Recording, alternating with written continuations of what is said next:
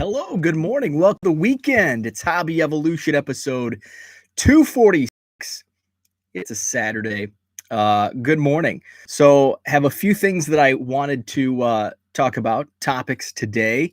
One of which, main topic, I want to talk about my eBay store, and changes are a brewing, and I'll tell you what and why those changes are coming to my eBay store. Good morning, Herman. I also think I broke my toe. Not sure if it's broken, but it's painful, and I did it getting the mail yesterday. So talk about that. So my Friday did not consist of making a target run, ripping left-handed Ryan. He made it to one store yesterday, and he lives here in Madison as well. Oh, what's up, Diego? So he showed some pictures, and I think he said he went to one. He was able to get a Prism hanger box, and then the other two stores had lengthy lines. So I did not bother. It's just like I said yesterday, retail is just, I've moved on, and I used to love retail. That's how I bought a lot of my boxes, especially when it came to certain products like Bowman and Topps Archives were two products that I only bought retail, and I stayed far, far away from hobby since the initial price spike in 2018. So I'm like daily searching for Bowman on like at the retail market. I think one outlet has them for like 50 or 60 bucks. They'll probably pop up online here in the next couple of weeks. Release date is end of April. So that's so I really want to do Bowman. And I've been buying Bowman in retail formats since 2018, when the price really spiked after 2017. And I wrote a story. I think I posted that link on Twitter yesterday. Why I think Bowman retail is a much better buy. And I mean, now it's it's kind of it's duh, because hobby prices have more than quadrupled probably, where retail is still the same. Now it's just getting the retail because there's so much demand for it. What's up, Craig? Craig got lucky at Walmart yesterday, ended up with Topps Heritage. Seems like flippers were going for Prism. Yeah, everybody, yeah, Prism release was yesterday. So Prism basketball was the hot thing. I think Donruss basketball, it's been out a couple weeks now. But that was, people are going for that basketball.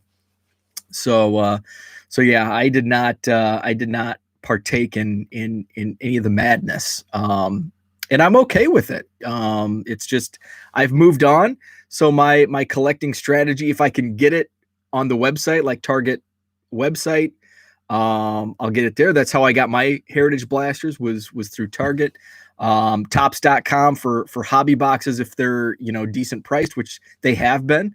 And digging through the bargain boxes at some local card shops. So that's how I've, changed up the way I've collected and bought cards. So I was getting the mail yesterday, and I've never broken a bone. I'm almost 40 years old. I played football in junior high and then 1 year in high school, made it out without a broken bone. Played basketball in school. I don't even think I may have like lightly sprained an ankle in all of my basketball playing days. But what's up, George? So never broke a bone. And I think I may have broke my toe yesterday.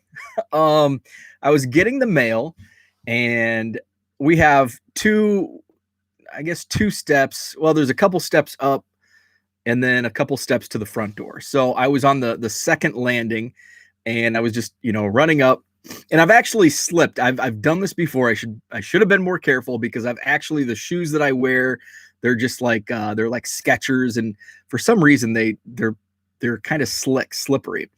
But anyway, I was not paying attention. What's up, Zach? Good morning.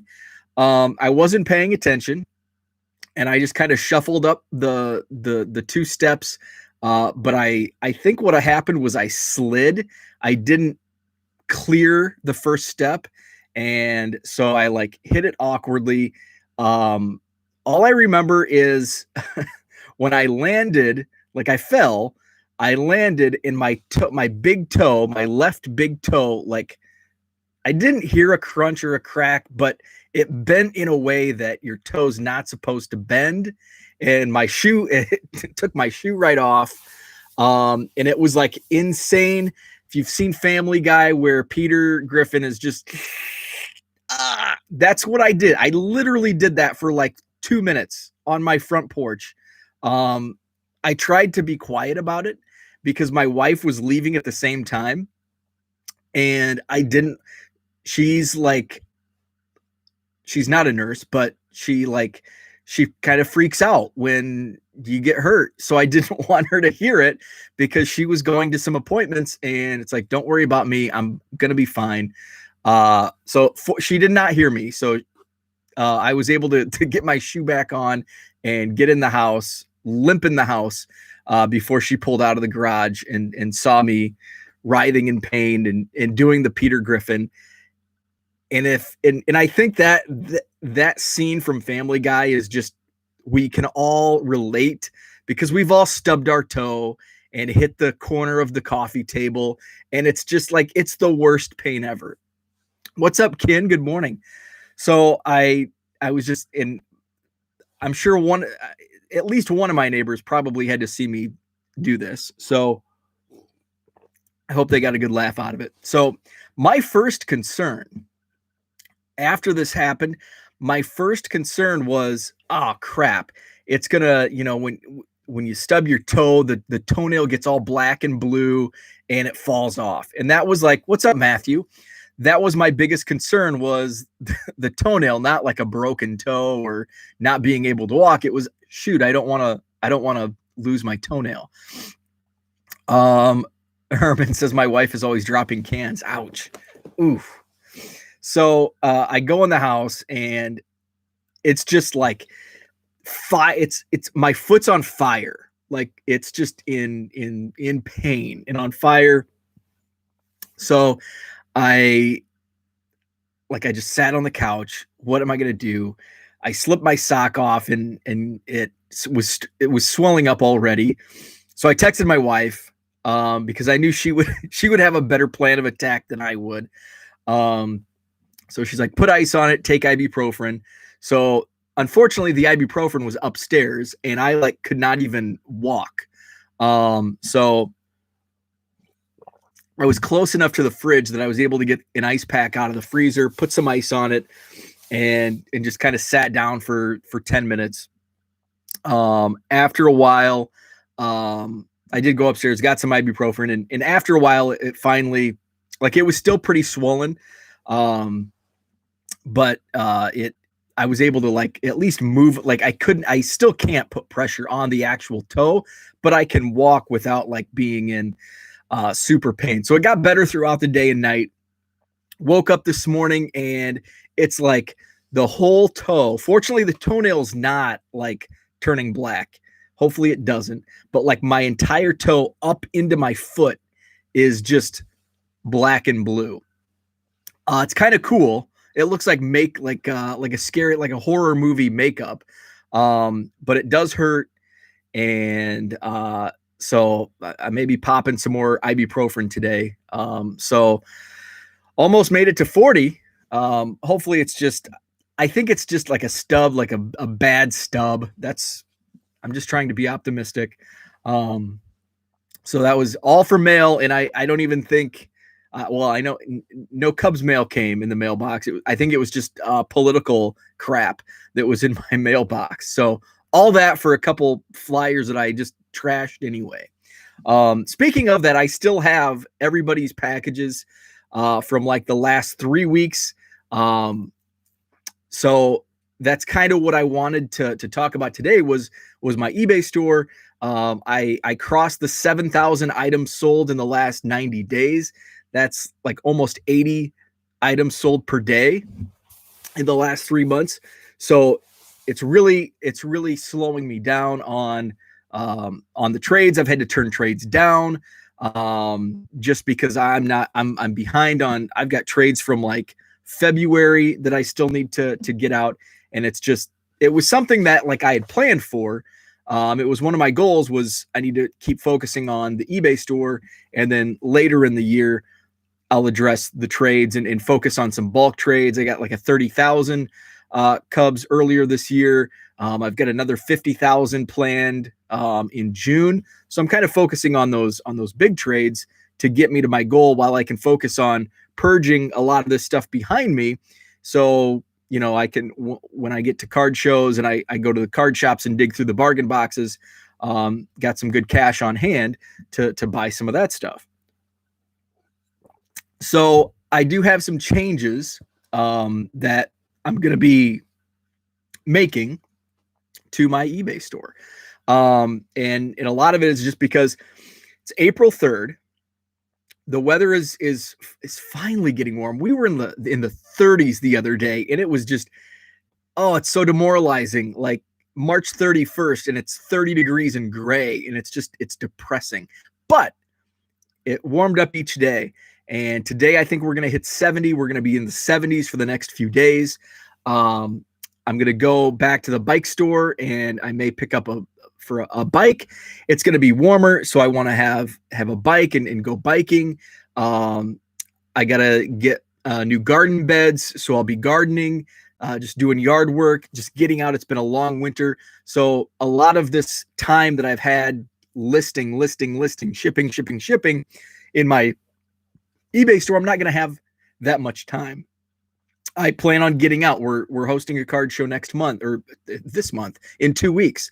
I planned on going to the Chicago show in June. That's been canceled. So in that event, I think I'm in the early stages of thinking about going to the Dallas show in June. So I want to make these trips. So Dallas in June. I do want to get out to Cleveland to see my buddy Steve from Greenie's Cards. So I have that trip at some point planned in the summer. Who knows what's going on with the National?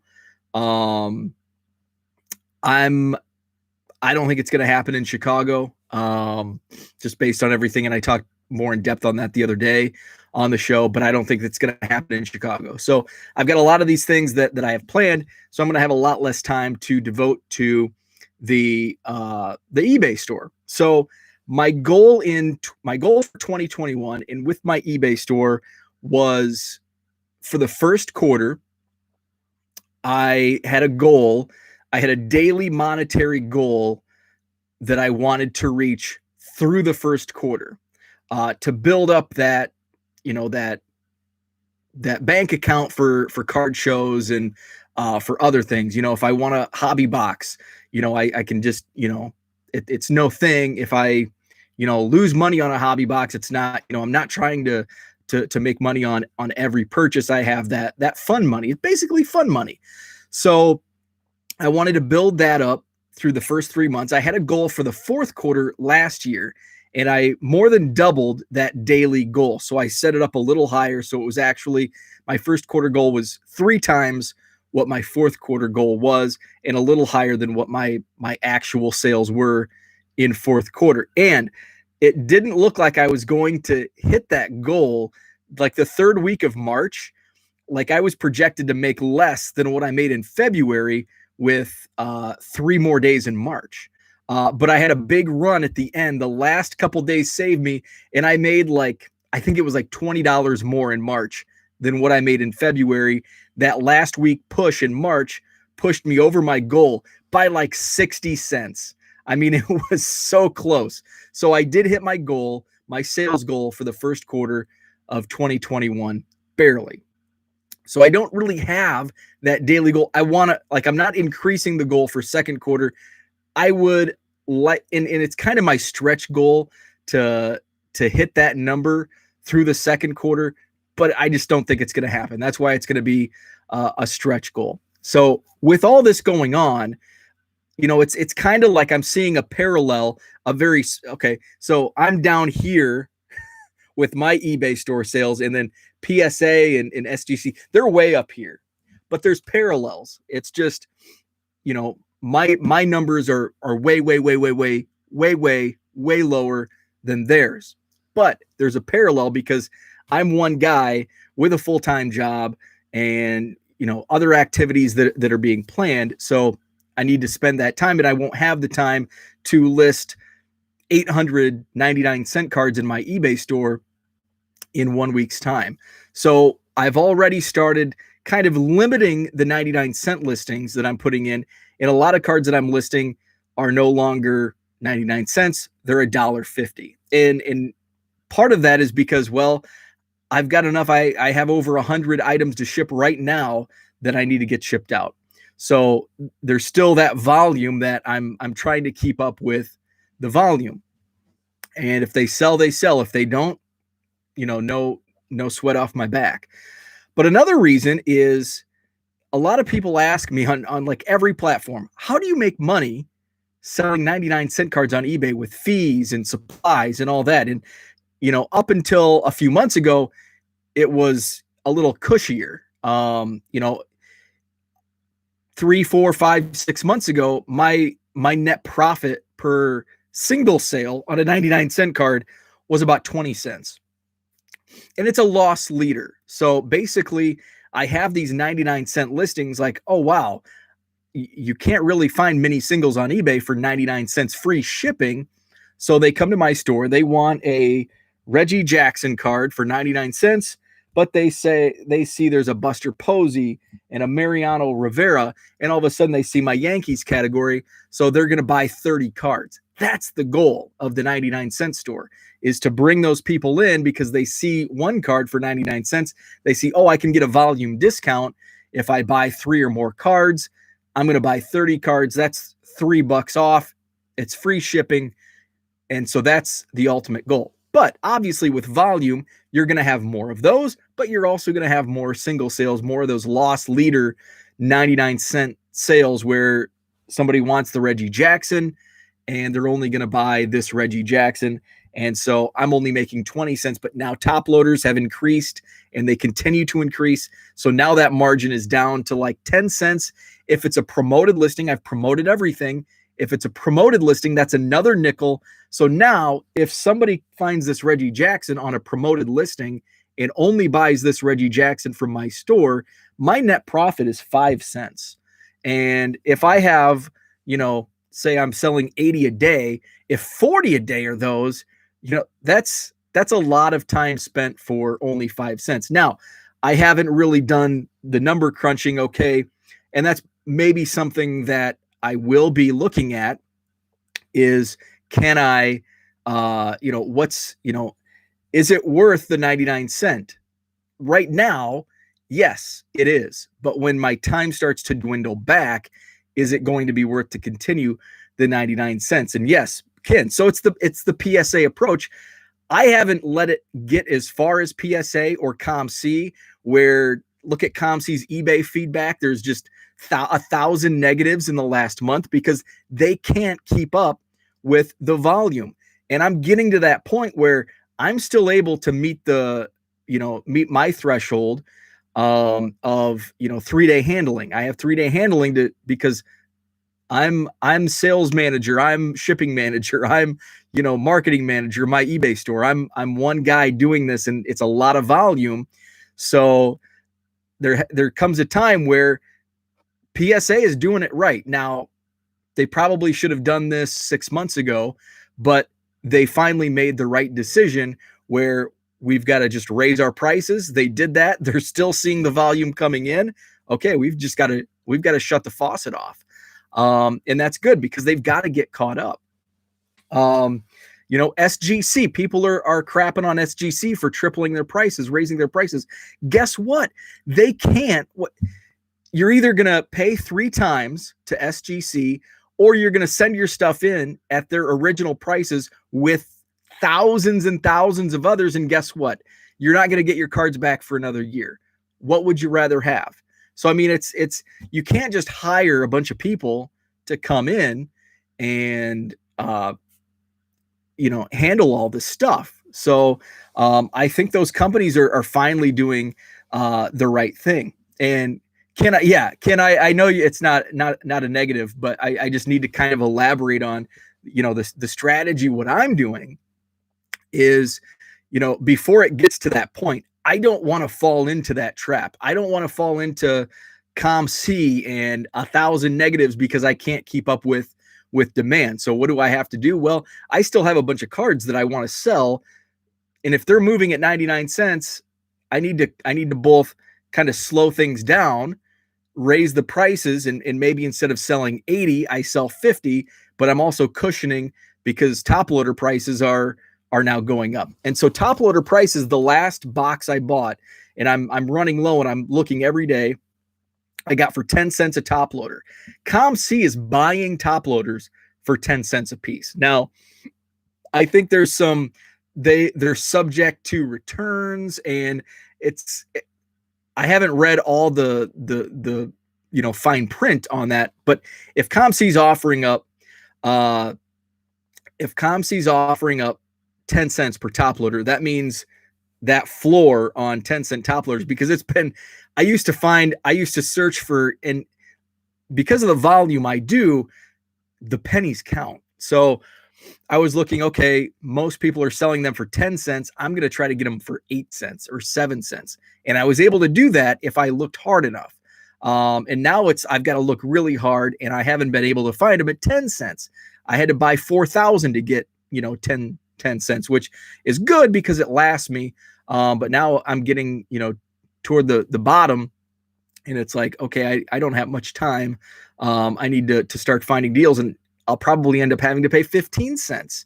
And so now my net profit on a 99-cent sale is nil. And again, it's a loss leader, but it's all coming together where top loader prices are going up. My sales volume is also going up, and my time is coming down. And so I've got to make the decision. So when I do list, and I'm still listing, and I've got a couple boxes of like, chrome autos and hits from the quarter boxes. So I'm listing those at, and those are, a few dollars to, 20 or 30 or whatever they may be. So listing those and kind of stepping back away from the 99-cent and the $1.50 listings. So I still want to keep pushing cards into my eBay store, but I've also got to bring that, margin per card up. Otherwise, I'm just, chasing my own tail, and not making any type of profits, and spending all my time down here in the basement when I want to be out enjoying the nice weather when we finally get it. So I'm behind on the chat. So I'm going to go back and see. So I think Ken mentioned up here earlier about watching baseball. Oh, George got a broken toe at a Fuel and Saliva concert when a drunk guy in cowboy boots fell off the ouch. So I saw Fuel live. I saw Fuel at Illinois State University. They played with Three Doors Down and Oleander, and it was an okay show. Fuel and Oleander were the best. Three Doors Down was the headliner, and they sucked. Three Doors Down sucked live. So I think Ken mentioned somewhere. Oh yeah, here it is. So Ken watched more baseball already the last 2 seasons combined. Then the last. So yeah, you've already watched. Yeah, I've been into baseball, and I don't know how long this is gonna last. I get like this with college basketball and the NBA, but I've watched a lot myself, and I usually do. And I'm in a competitive fantasy league, so I'm like, this morning, before I made my coffee, and while I was brewing my coffee, I'm looking at, okay, who can I pick off? Who's projected to get some saves and holds? What types? The Nationals Mets postponements are like really like testing my strategy, because I've got 4 players on those 2 teams. I've got Lindor and Soto, 2 top players in the game who have not played yet. And I have Victor Robles and in a starting pitcher, Patrick Corbin. So it's really testing my strategy. I've already had to make like 4 moves because there were a lot of teams off yesterday, and it didn't help that the Mets and Nationals were also off. So I had a lot of holes in my lineup. John Means threw a gem. I may take the White Sox as my team. That's a good. I think you should. I'm not a Chicago guy, and there's a lot of meathead Chicago fans, and it's kind of like in the city, you're either a White Sox fan or a Cubs fan, and you can't root for both. It's like a sin if you root for both teams. But I didn't grow up in Chicago. I grew up down in the country, 2-3 hours from Chicago, and I root for the White Sox in the American League. Now, I talk a lot of smack when the Cubs and White Sox play. I have a T-shirt that says "Sox suck" that I actually bought outside of Comiskey back in the early 2000s. But I do root for them, and I think it's awesome to have both Chicago teams be competitive. It stinks when one of the teams stinks, more so when the Cubs stink, because I'm a Cubs fan. But yeah, I think, and yeah, somebody mentioned Jason Benetti. Benetti is an awesome broadcaster. Jason Benetti is one of the best in the game. Len Casper is now a White Sox broadcaster, but at least the Cubs got Boog Sciambi.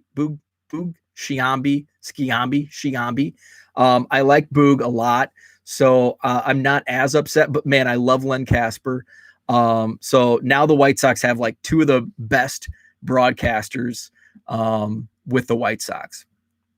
Not a bad choice. Watch that game today. The West Coast games are good for Korea time. Yeah, and the West Coast games for an old man like me that goes to bed at 9:30 are I'm like going to bed as the West Coast games are throwing out the first pitch. I hate it when the Cubs play out in the NL West. Plenty of room on the bus. Unlike Cub fans, we welcome people with open arms. Love the Sox announcers. Yeah, I agree. Now that Hawk Harrelson is no longer a Sox announcer, I freaking worst announcer of all time. I freaking hate Hawk Harrelson. Yeah, Zach, I'm with you. West Coast games are way past my bedtime. And Steve Stone, yeah, dude. Steve Stone is the best analyst in baseball. Steve Stone is the man. I love Steve Stone.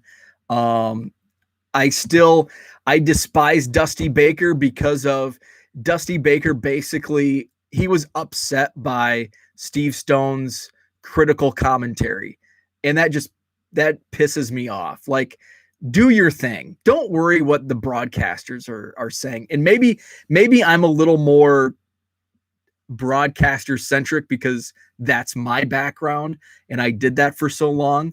But it's like coaches coach, broadcasters broadcast, analysts analyze. Let him do his job. Benetti and Stone, yeah, and Casp. Oh, yeah, I miss Len. I miss Len already, but I like Boog. Yeah, Cardinals games, they've got that Midwest time, middle of the day. Rogers Hornsby said that any baseball player that doesn't sign autographs for kids isn't American. They're communist. Diego, I'm that type of eBay buyer. Zach says, I'm bringing Bo's 99-cent strategy down. I buy 3 to 5 cards. No, Zach, you're kind of my target. That's my target for the 99-cent store. Where I'm losing money is I'm not losing money. I'm just more time than money. Mine is like when somebody buys a single 99-cent card. But when you buy 3, 4, 5 cards, that ups it. So it's actually, so your total order may be what, $5, but my per card goes from like a single sale of 5 cents to, I don't know, I'd have to do the math, but like 50 cents. So it's actually, so I make a couple bucks. So that's my target. And that's why I set, okay, three or more cards, you get that 10% off. Yesterday's broadcast, he talked about his mom taking him to meet Ed Farmer as a high school kid. The retiring production guy who they were speaking about was working for Ed too. Very cool. Yeah, MLB TV is, I need to, I think there's a couple guys in my fantasy league. I used to have it up until I ended my subscription before last year. So we had like 5 or 6 guys. So it was only when we split it up, it was like $20, I think, for the whole season for all the games. So right now it looks like a couple guys like just got tired of waiting, and because one of the guys has like the T-Mobile thing, but it's not working. So it sounds like there's going to be 3 of us going in. So even it's going to be like $40, $45 for the 3 of us to split, which is pretty good, because for a long time I was paying the, 120 on my own, up until a few years ago. Porter likes the Sox and Cubs, and I told him that doesn't really work. He tried being a Packer and a Bears fan and finally made the move. Okay, good deal. He's all Bears. That's good. But he can root for the Cubs. Saliva. That was my Saliva Fuel. That was all my jam back in my college days. Saliva was opening for Fuel at that concert. It was their first big tour playing on the road. Yeah, Saliva was, I may have to turn that on. I finished up the About the Cards. So Saturday morning after I end here, I listen to typically the About the Cards podcast leading into Hobby Hotline. It's only 8:00, so I've got a couple hours. So maybe I'll turn up that early 2000s. I probably still have my CDs. I'll have to get those out from my college days. Lou Brutus. What was Lou Brutus? Lou Brutus was what was the show called that Lou Brutus did?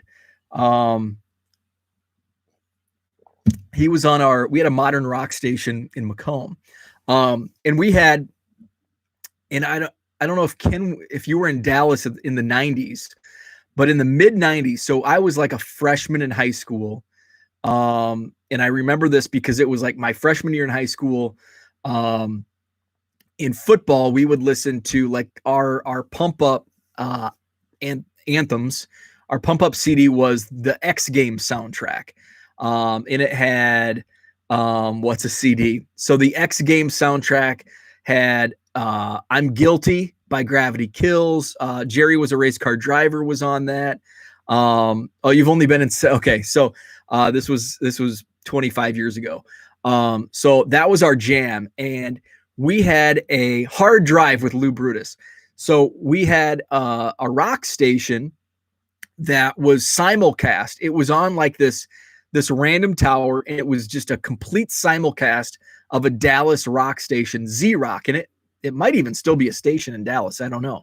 But it was Z Rock, and it had like it had like every song that, we loved, like 90s alternative, Not a Surf, I'm Popular was on there, Marilyn Manson, just all kinds of great 90s alternative and rock, active rock, not modern rock.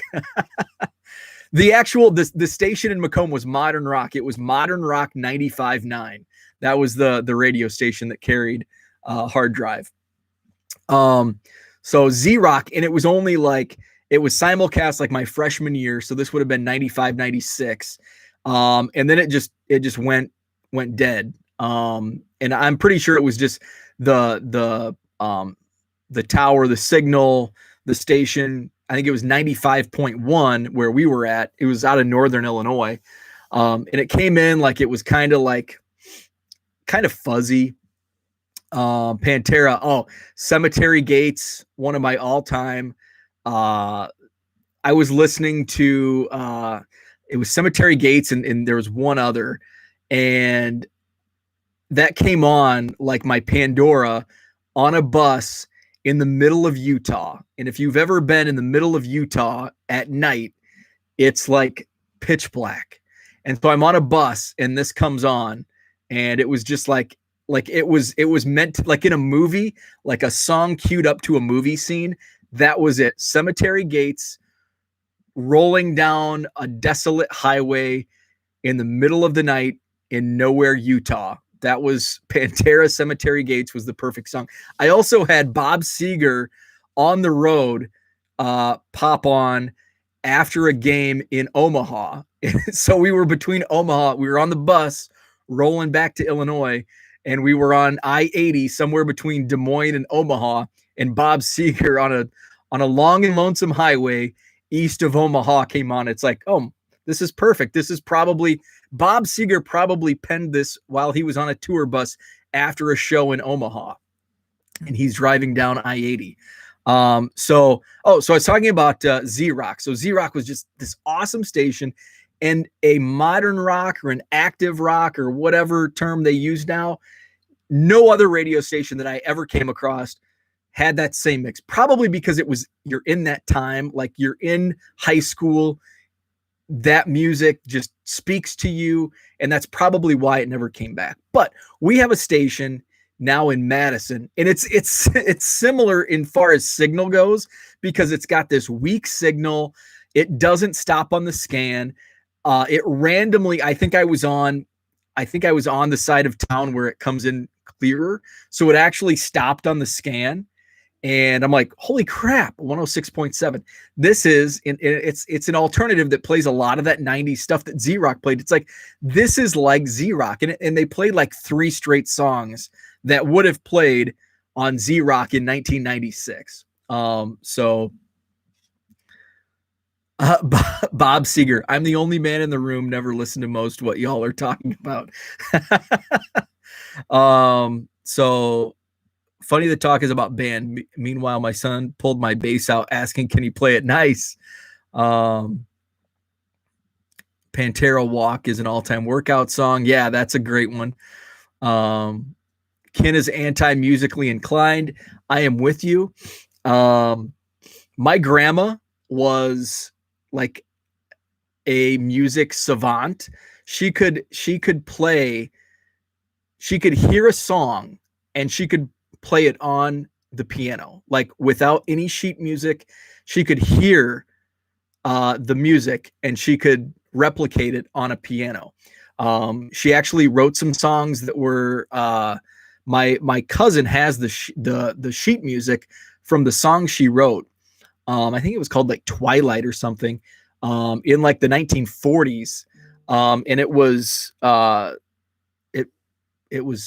purchased, or it became like I don't even know if they had radio back then. I'm sure they did. They had Lone Ranger on, but it was like a published work in the 40s, I think.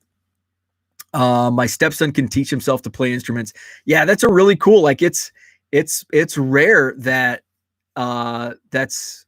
it's super cool. Like to see that done, like it's just amazing, because I could look at a sheet of music and I wasn't trained or I didn't take any classes. So I could look at a sheet of music and it would be like reading a Korean baseball card that George has. Like, I don't know what this means. So to see somebody like just start playing on a piano after hearing something is just, it's an awesome talent to have. Super cool. But he likes Pokemon and not sports. That's okay. Hey, we all have our things. That's funny. So that's all I had for today. What's Zach Porter got a drum set from Santa this year? Oh man, a drum set. He loves banging the shit out of that thing. But actually plays along with cells, not just chaos. We got him drum mutes. Wow. That's bold. That's bold, a drum set. Good for you. I don't know about your sanity, but that's awesome. So that's what I had for today. I think I'm going to go to the bike shop today. When I went in a couple weeks ago, or was it I think it was last Saturday I went in. I went in for a demo that they had on their website, but they were super busy. I wasn't helped, so it was okay. I just kind of shopped around and I saw a bike that looked really cool. So I came home and I looked up some reviews. There was a YouTube review on it. So now it's like I've been looking at it every day. So I'm going to go back, test drive it, because that's kind of the most important thing. Test drive it in may pick that up today. So we'll see. If I do, I'll post it on Twitter. So have a wonderful day, and I will chat with you tomorrow. Have a great Saturday.